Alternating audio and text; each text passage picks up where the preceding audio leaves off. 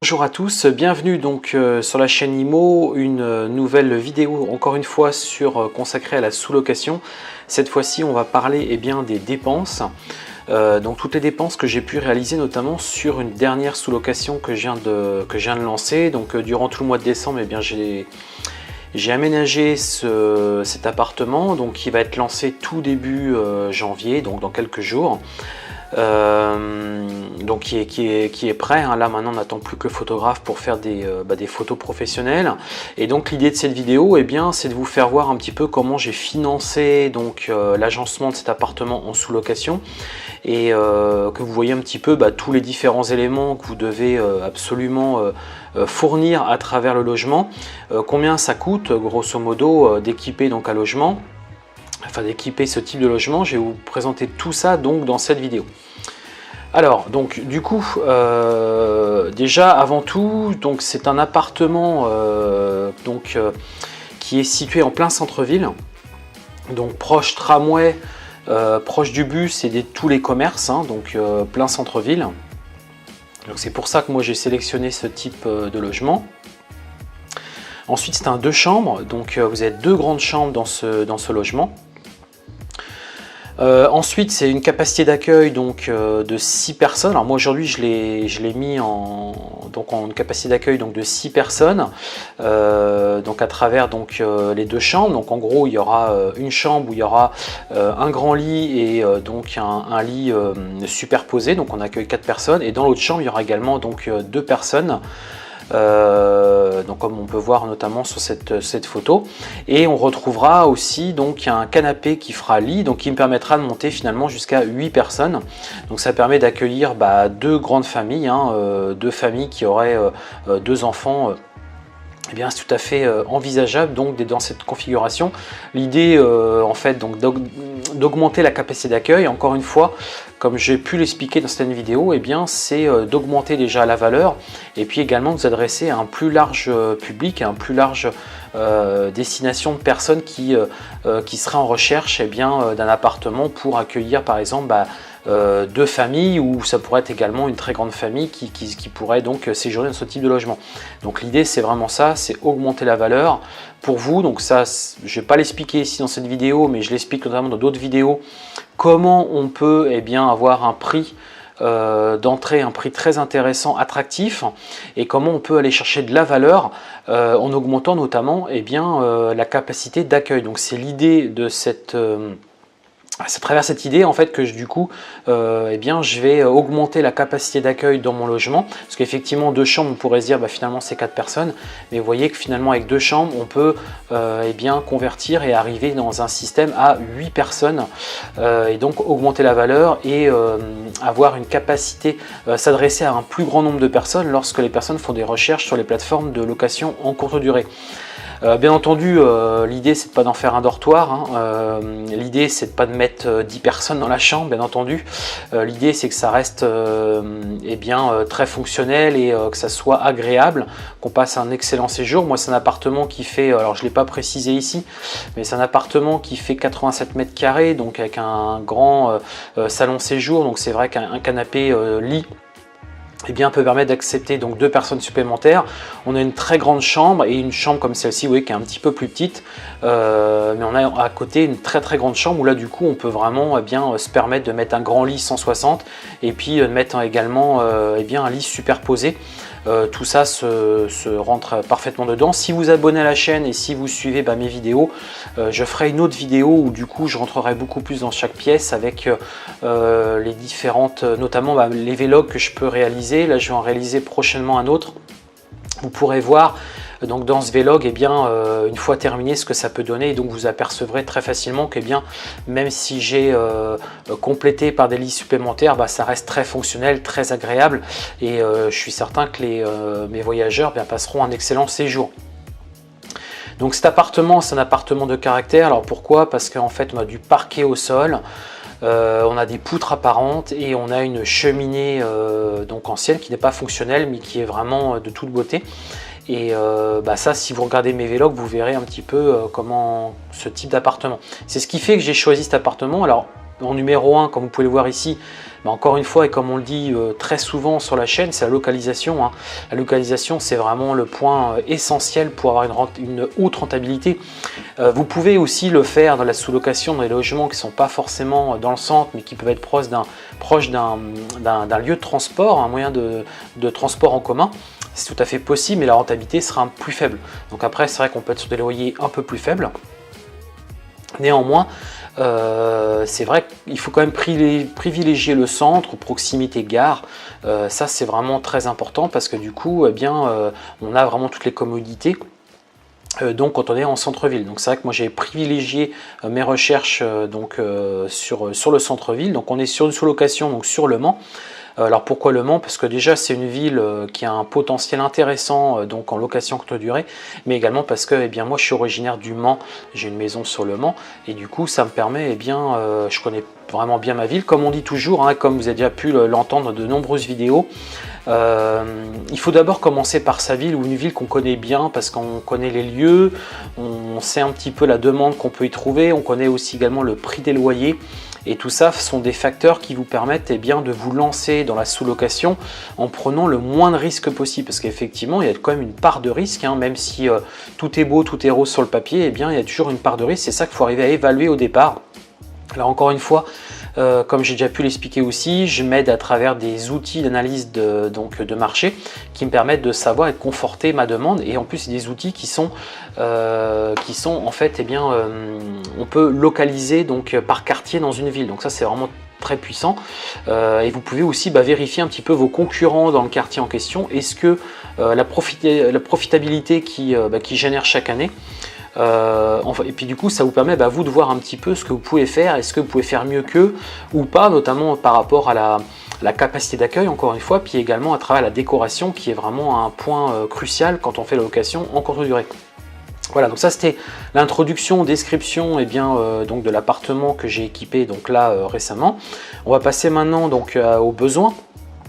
Donc les besoins, vous devez sûrement les avoir déjà identifiés, mais je les ai remis ici dans ce tableau. Donc là on a 2 chambres, donc c'est pour ça qu'on retrouve donc les 2 chambres ici. On a la salle de vie, donc pourquoi je mets salle de vie? Puisque moi, dans la configuration de cet appartement, on a un salon, séjour, cuisine, tout ça est dans la même pièce. Mais ça se prête plutôt pas mal. Donc du coup c'est pour ça que j'ai tout mis dans cette colonne. Ensuite, dernière colonne, salle de bain et divers. Ce que j'entends par divers, eh bien c'est les parties communes, enfin le couloir notamment, et puis l'entrée de l'appartement. Alors on va commencer par la salle de vie. Donc bien entendu il faut penser. Et donc moi j'ai acheté donc une table à manger, une table à manger, une grande table à manger qui peut accueillir jusqu'à 6 personnes. Alors effectivement j'ai une capacité d'accueil jusqu'à 8 personnes, mais en se serrant on peut arriver à manger à 8. Bon après je ne suis pas certain que les personnes mangeront toutes sur cette table, et puis en plus il y a de très fortes chances qu'il y ait des enfants. Donc les enfants peuvent manger généralement avant les parents. Donc tout ça, voilà, ça sert à rien de mettre une grande table qui sera peut-être pas forcément utilisée. Mais voilà, cette table-là, dans cette cas, j'ai une possibilité quand même d'aller jusqu'à 8 maintenant.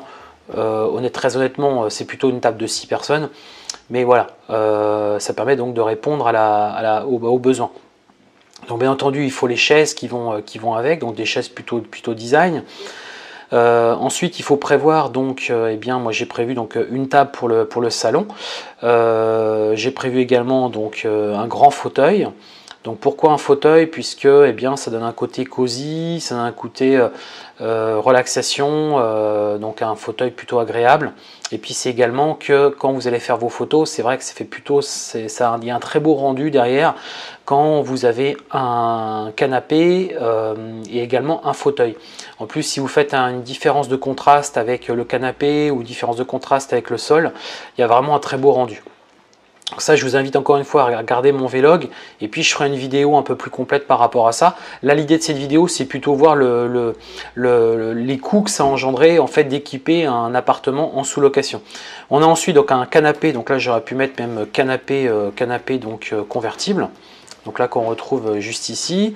Ensuite donc prévoir, donc moi j'ai prévu un meuble TV plus une télé bien entendu. Alors les télés, essayez de prendre une télé dernier cri bien entendu, donc type Smart TV, donc connecté à internet. Alors moi je l'ai mis en italique parce que j'en ai récupéré une. une grande télé, donc ça m'a évité d'acheter ce type de produit. Donc il faut compter à peu près 400 € minimum. L'idéal serait plutôt même une télé à 500 €. Ensuite, réfrigérateur, le propriétaire avait déjà, puisque c'est un réfrigérateur qui est encastré dans la cuisine, était déjà prévu, donc j'ai pas eu besoin de le fournir, c'est pour ça que j'ai mis en italique, mais il faut le prévoir également. Et puis ensuite, on arrive à tout ce qui est tapis, décoration, également meubles. Je vois par exemple dans la cuisine, moi j'ai prévu une petite desserte supplémentaire, mais après vous pouvez très bien aussi, alors moi ça ne s'y prêtait pas dans ce logement-là, il n'y avait pas nécessité, mais vous pouvez très bien prévoir une petite commode. C'est plutôt, du coup, c'est plutôt pour le côté décoration, parce qu'effectivement, vos locataires n'auront pas forcément besoin d'une commode dans le logement, mais pour le côté vraiment déco, c'est vraiment important. Ensuite, on arrive sur la première chambre, donc des lits en 160 par 200. Alors vous pouvez mettre des lits en 140, c'est moins cher effectivement, mais franchement la différence de prix, moi je préfère aller sur les 160, c'est beaucoup plus confortable. Donc prévoir également les matelas qui sont adaptés à ça. Ensuite, moi j'ai prévu un lit superposé en 90 par 200, donc deux matelas donc en 90 par 200. Ensuite, bien entendu, prévoir, et moi j'ai prévu donc petite lampe sur les tables de chevet. Donc autour du lit en 160. Ensuite, prévoir bien entendu tout ce qui est drap serviette. Prévoir également donc tout ce qui est coussin. Ça je ne l'ai pas mis ici, mais effectivement il faut aussi prévoir donc tout ce qui est petits coussins. Et puis donc oreiller. Donc là je l'aurais pu le rajouter juste là. Enfin, dans cette chambre, moi j'ai prévu après donc tout plutôt côté décoration, donc un grand fauteuil, donc deux couleurs pour faire un contraste encore une fois et pour donner vraiment un côté très chaleureux et plutôt chouette de la chambre. Un petit placard pour ranger ses affaires et puis pour mettre ses chemises, pour ranger toutes ces affaires tout simplement. Ensuite un miroir pour mesdames, pour effectivement quand elles se préparent, soit elles le font dans la salle de bain, mais elles peuvent aussi le faire tranquillement dans la chambre, assises sur donc le petit fauteuil donc devant ce miroir. Et puis ensuite après tout ce qui est décoration, donc des tapis bien entendu, et donc la décoration j'entends tableau, ça peut être plein de petits objets de décoration. Alors moi j'ai pas mis beaucoup d'objets, j'ai mis des petites plantes factices à différents endroits, et puis j'ai mis donc des tableaux. Chambre numéro 2, on arrive à peu près sur les mêmes choses, exactement les mêmes. Donc là ce qu'on retrouve pas bien entendu, c'est le lit superposé, parce que cette chambre là, j'aurais pu en mettre un, mais sincèrement ça aurait vraiment fait très chargé dans la chambre, donc il n'y a pas eu nécessité. Encore une fois j'ai mis un lit en 160 par 200. Ensuite on arrive donc à la salle de bain. Donc salle de bain, va bien prévoir un siège serviette. J'ai prévu une petite étagère pour mettre différents produits, pour mettre également des serviettes supplémentaires si nécessité, mettre une petite plante. Encore une fois, toujours l'esprit déco, l'esprit relaxation, cosy, ça c'est vraiment important. Alors moi c'est pas dans la salle de bain, ce sera plutôt dans une autre pièce, mais donc moi j'ai prévu donc une machine à laver et qui fait également sèche-linge, puisque il n'y a pas du tout de lieu où on peut sécher son linge dans un appartement. Donc cette machine à laver fait également sèche-linge, donc ça a un coût effectivement. Maintenant c'est vrai que c'est un vrai confort, et je sais que les voyageurs, quand on loue un Airbnb, on s'attend à d'autres prestations autres que l'hôtel. Notamment on s'attend à une cuisine équipée, où qu'on puisse avoir tous les éléments qui permettent de faire du repas à la maison.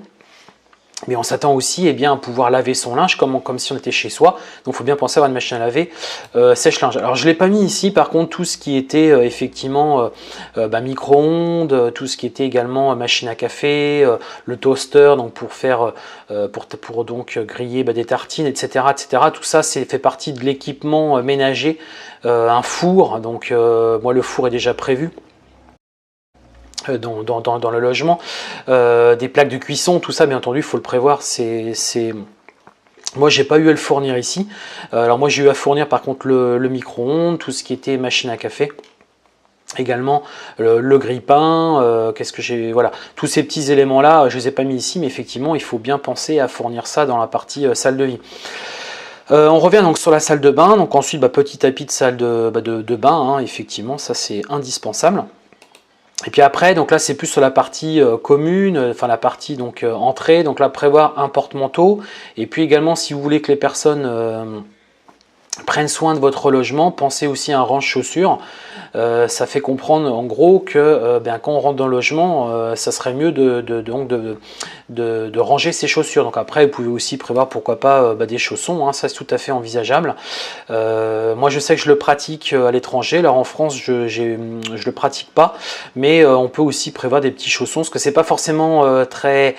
en France on n'utilise pas trop ce type d'éléments, mais par exemple à l'étranger, donc en Asie notamment, eh bien on laisse ses chaussures à l'entrée de l'appartement et on prend des chaussons ensuite pour être dans l'appartement où on est pieds nus tout simplement.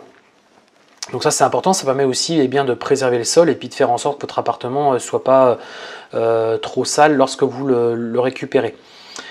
Alors on arrive maintenant à la partie qui fait donc l'objet de cette vidéo, c'est la partie dépenses. Donc là comme vous pouvez le voir, on a...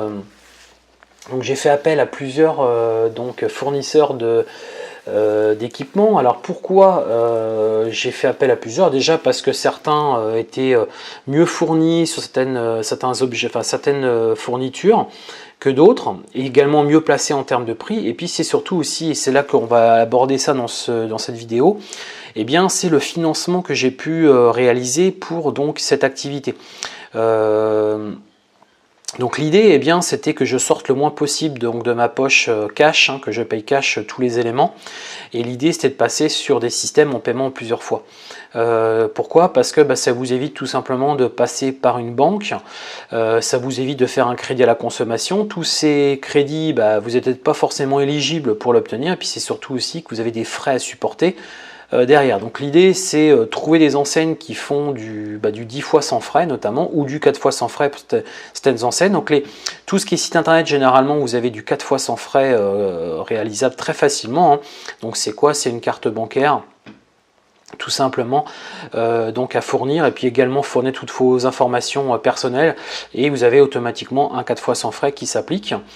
Ensuite je suis allé moi sur du 10 fois sans frais, des enseignes que c'est du 10 fois sans frais, donc il y en a quand même plusieurs aujourd'hui qui font ça, et en fait c'est tout simple. Encore une fois, il faut fournir sa carte d'identité, il faut également fournir une carte bancaire, votre adresse, un justificatif de domicile, et c'est parti. Alors pourquoi j'ai étalé ça sur plusieurs enseignes? Tout simplement parce que ces systèmes de 10 fois sans frais sont limités à 1 500 € par enseigne. Donc même si c'est le même établissement financier qui gère parce que généralement par exemple But et Conforama passent par le même prestataire, ça vous empêche pas d'avoir 1 500 € chez l'un, 1 500 € chez l'autre. C'est tout à fait possible, je l'ai fait. Et donc l'idée, c'était pour moi de financer à taux zéro, on va dire, l'achat de mes équipements. Donc c'est pour ça qu'on retrouve 10 fois sans frais chez Conforama, du 10 fois sans frais chez Ikea, du 10 fois sans frais chez But, et ensuite après Amazon, Cdiscount, là je suis passé sur du 4 fois sans frais parce qu'il n'y avait pas d'autres possibilités derrière. Alors Cdiscount, il y avait des possibilités, mais c'était payant en fait, il y avait donc des frais, donc c'est pour ça que je ne l'ai pas fait. Et après Leclerc, Leclerc, et puis il y avait aussi un autre magasin. Là j'ai payé comptant, vous voyez, j'ai versé réellement 500 € on va dire comptant, et tout le reste est en paiement en plusieurs fois. Donc chez Conforama, j'ai acheté tout ce qui était lit, table de salle à manger, les sommiers, la table de chevet, micro-ondes, aspirateur, machine à laver, sèche-linge. L'idée en fait c'est que j'ai reporté tout ce qui était achat conséquent sur les grosses enseignes où je pouvais faire du 10 fois. Ça c'était vraiment important. Ce qu'il faut aussi avoir en considération, effectivement la phase de paiement, la phase de règlement, mais également il faut avoir aussi en considération la livraison. C'est vrai que ces enseignes là par exemple, Conforama et But, le gros avantage c'est que vous pouviez, moi je l'ai fait, vous avez accès à des camionnettes gratuites, hein, donc qui vous coûtent zéro. Absolument zéro, vous ne payez même pas l'essence, et ça vous permet d'aller chercher vous-même tous les équipements relativement lourds, où là vous avez besoin d'une camionnette pour le coup, et donc de vous livrer. Donc on a tous à peu près un Conforama et un But chez soi. Alors après Ikea, moi j'en ai pas sur Le Mans, donc je suis allé sur Tours, là j'ai pris un Scénic, hein, et tout ça, c'est pour ça que j'ai pris plutôt des éléments qui n'étaient pas très lourds, à transporter, pas très imposant, et c'est ce qui m'a permis de récupérer ça directement donc chez Ikea. Et puis après je suis passé donc chez Amazon pour tout ce qui était matelas, parce que pour moi j'ai trouvé des matelas qui sont un excellent rapport qualité-prix, donc moi j'achète tous mes matelas chez eux.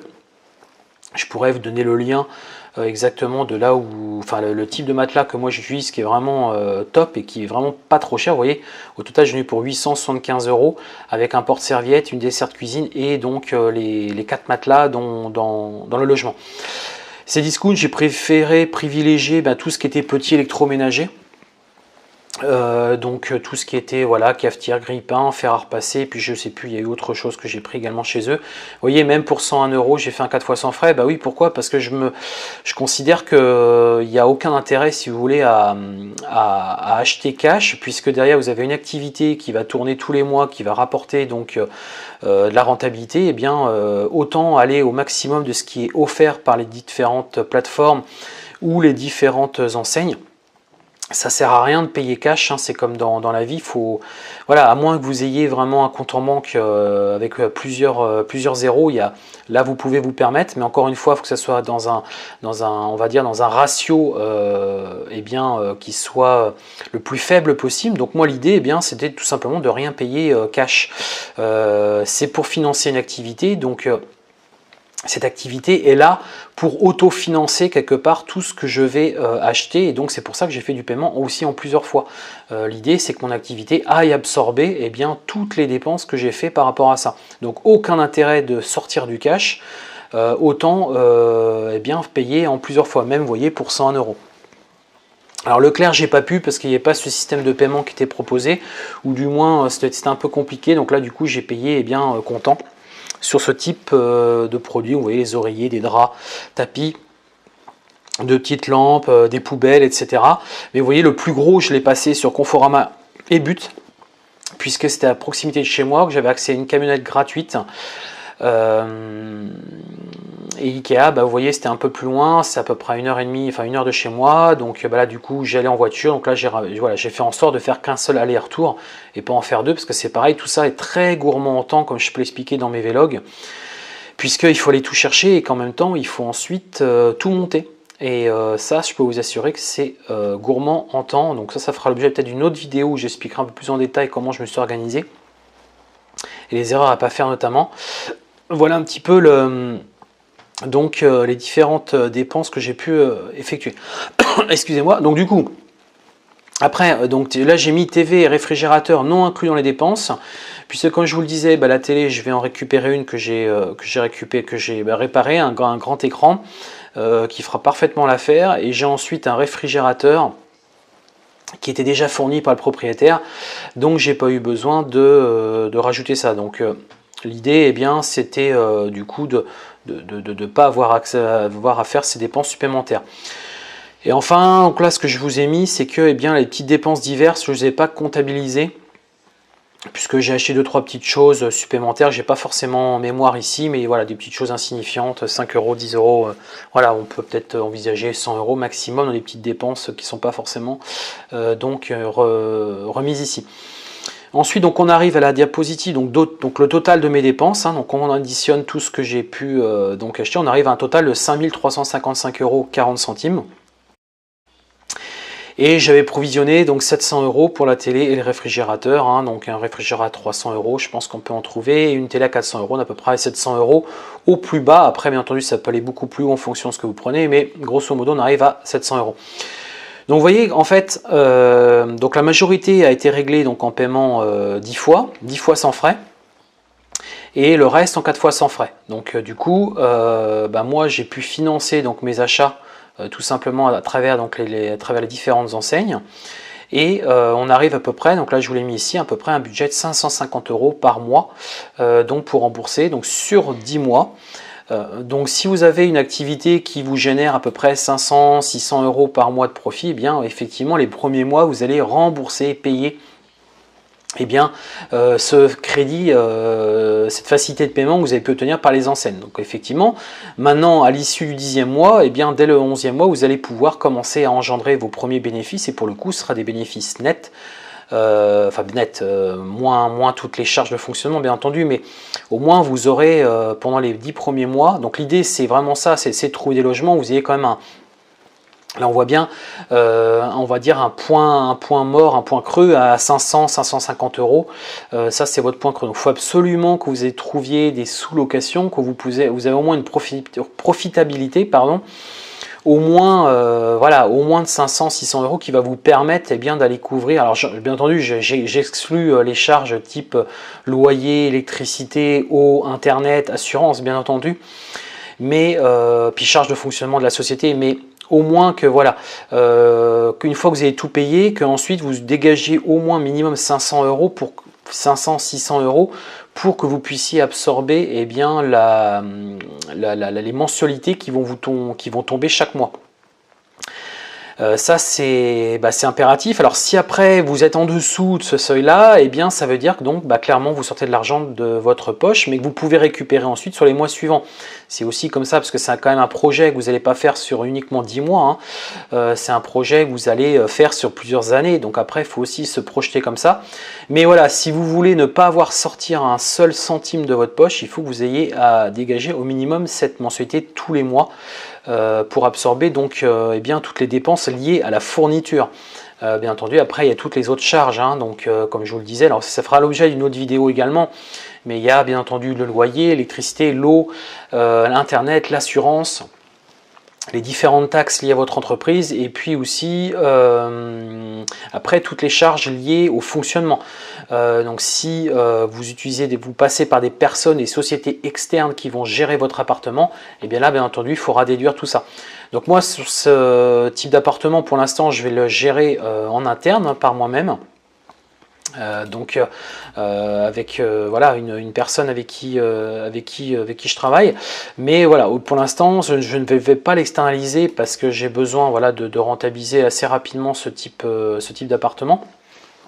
Mais sachez qu'ensuite il faut bien l'intégrer, donc toutes les charges de fonctionnement, ça c'est vraiment important pour que du coup vous soyez certain que ça soit un projet qui soit donc rentable. Voilà un petit peu à quoi on arrive. Par rapport